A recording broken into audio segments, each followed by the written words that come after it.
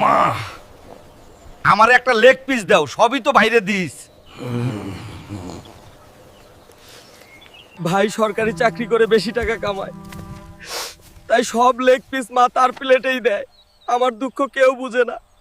বের হয়ে যা। 2 টাকা ইনকাম করে তোর এই বাড়িতে থাকা হবে না।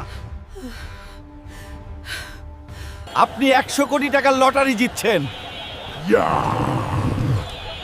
এইবার আমি বড় লোক হইলাম। বের হয়ে যা। তোর মতো অকর্মার আমাদের অফিসে কোনো স্থান নেই। আমার ভাইরে কেউ অফিস থেকে বের করতে পারবে না। এই অফিসের বস আমি।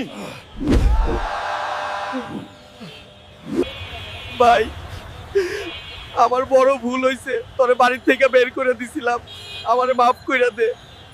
পরিবারে যার ইনকাম কম তাকে কখনো অবহেলা করা ঠিক না। গল্পটা ভালো লাগলে সাবস্ক্রাইব করে দিও।